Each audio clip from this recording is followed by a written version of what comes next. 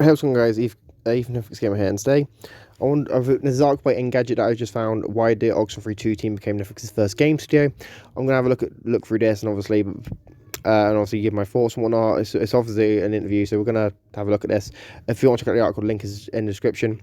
But let's have a look. So, in early 2021, Night School was in the market for a partnership. The studio's debut game Oxenfree was a breakout success in 2016, and it was followed by Afterparty in 2019, and then 2020's Next Stop Nowhere, an Apple Arcade exclusive by 2021. Co-founders Sean Krankel and Adam Hines had made deals with the major players in the industry: Xbox, PlayStation, Valve, Nintendo, and Apple. And Night School was an acclaimed indie team. That is true. Night School Studios is obviously such a good studio. They've not missed yet. They've only released for 3 games, but they've not missed. Oxenfree 2 is going to be another massive hit, so that's going to be cool. We were actually talking to Netflix about just bringing some of our existing games over. Night School co-founder Sean Krankel said at Summer Games Fest, sitting with co-founder Adam Hines and lead developer Bryant Cannon around a small table behind the demo hall. Krankel said Night School wasn't in danger of collapsing or laying off any staff in 2021. He and Hines had about 20 employees. They were still dealing with the effects of the pandemic, and they were interested in establishing real stability as the studio. Maybe they'd even find a buyer. They were casually talking with Netflix employee Bill Holmes, whom Krankel described as the reason why there's a Netflix button on our TV remotes and potential publishing deals and nothing more. It's like another normal conversation with any first party, Krankel said, and then one day he literally says, "Would you ever be interested in joining?" And I'm like, hamana, yes, totally. That's fair. That's quite fair, because obviously if you're looking for a partnership and a company that's got a strong, cash flowing, strong stability as a company, Netflix is a company which is quite financially stable, especially because even though their business model is quite random when you consider it compared to other companies, because when you look at other media companies that like Netflix competes with, companies like Disney have the theme parks, movie division, like theatrical, all this sort of stuff, but Netflix is basically just streaming. Sure, they've got the Roald Dahl books and the Millarworld comics, which I think that stuff in the merchandise makes up like 1 to 3% of the revenue overall, but like most of the revenue comes from a streaming service, so this is pretty cool. Night School was the first video game team that Netflix purchased outright, and the deal was announced on September 28th, 2021. This was just 2 months after Netflix revealed it had hired the former EA executive Mike Verdu to lead the company's formal push into video game publishing and development, and plans to offer titles to subscribers on its streaming platform. Netflix had been messing around with games since 2017, offering mobile experiences and interactive streams based on shows like Stranger Things and Dark Crystal. See, I've got to make a video about that because I forgot that Dark Crystal Age of Resistance actually exists until Ninja Guy X. Shout out to him. Obviously, he's someone I do a podcast with. I'll leave a link to it in the description. He brought it up to me the other day in the Discord group chat, and I was just surprised because I was like, oh yeah, right, if this exists. From what I understand, it's owned, but the actual IP is owned by Jim Henson, so I'm not sure if they'd be able to like put it on there, but we'll find out. Netflix's first experiment in video games was Stranger Things, a mobile title that landed in October 2017, developed by Texas studio Bonus XP. It was well received, and Netflix Bonus XP went on to release a follow-up, Stranger Things 3, the game, alongside the premiere of the show's 3rd season in 2019. Ironically missed the 2nd season with this. That's what annoys me. They missed season 2, which season 2 was mostly rooted of the first season anyway, so it's not really much. It feels like there was a weird gap between these releases. That's because there was, but not in the way you think.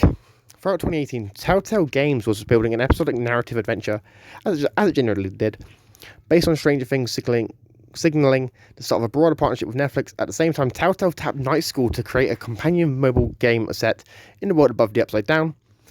Telltale and Night School had collaborated before on the 2016 Mr. Robot mobile title, Mr. Robot 1.51 Exfoliation, as reported by The Verge. Night School began work in January 2018 on a first-person narrative adventure game that would feed directly into the wider platform game.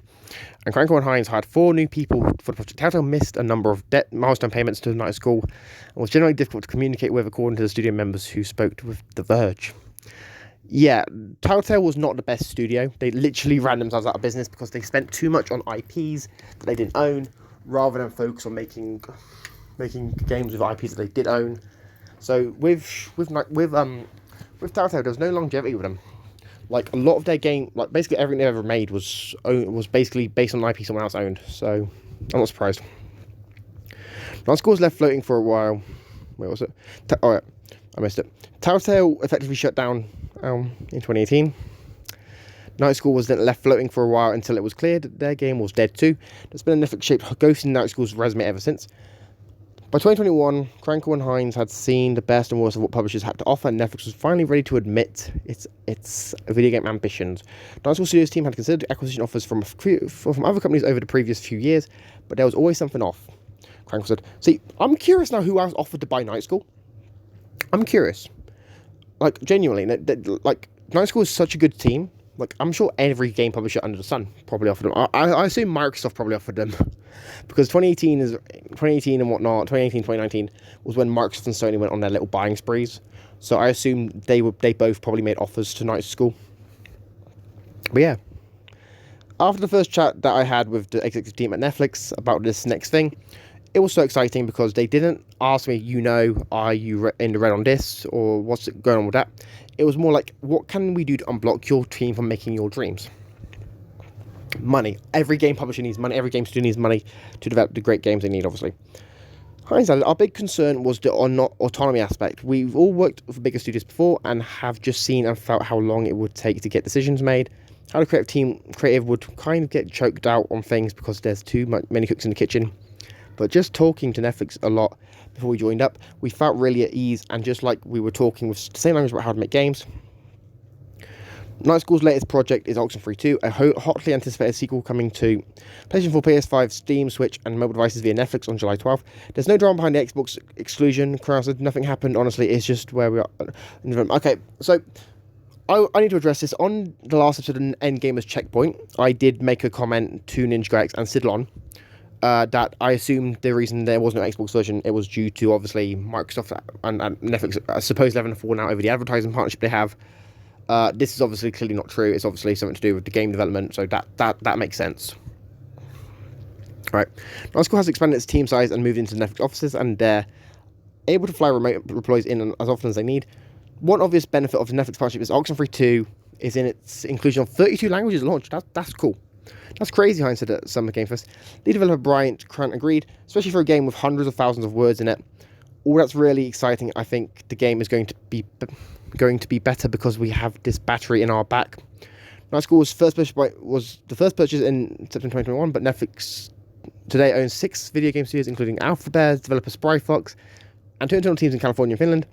Netflix also plans to expand into AA development and pass mobile platforms. It offers more than 50 games in its library right now, and the company plans to add 40 more by the end of 2023. Netflix is publishing more games than it's buying outright, including Spiritfire, Into the Breach, Point Poi, and Kentucky Road Zero. One of the biggest names in its pile is Layers Horizon, the latest title from Alto's Adventure and Alto's Odyssey Studios. Snowman Layers Horizon is a serene wingsuit game set in a sprawling mountainside sandbox, and it's exclusive to Netflix games on iOS and Android. And then this is going on about is this bit about it? No, this is talking about Layers Horizon. Okay. Yeah, this is quite an interesting interview. Obviously, Oxenfree was obviously a major success back when it came out. Oxenfree 2 is going to be a huge game for Netflix in a few weeks, so hopefully that game does really well. Maybe we'll get Oxenfree 3. Maybe we get Oxenfree VR. Maybe we get Oxenfree spin-offs, and maybe an Oxenfree TV show. I would watch an Oxenfree animated cartoon. That'd be epic if they could do that. Yeah, I do feel this is quite interesting. Obviously, this shows Netflix is obviously sort of shows Netflix's mentality when it comes to investing in game studios and like what they want from them. But I'm all for this, right? So, like I said, the article's linked below in the description. So is the podcast episode I mentioned, where I obviously talk with Ninja X and Sidlon about obviously the news of last week stuff, and obviously, yeah. I also have down below a link to my book. If you want to check that out, my book's available on Wattpad for free, so if you want to check that out as well. Yeah, I want to thank you all for watching. If you're new, make sure to subscribe, like, share, comment, turn notifications. I've been Ethan Netflix Gamer, and I'm signing out. Peace.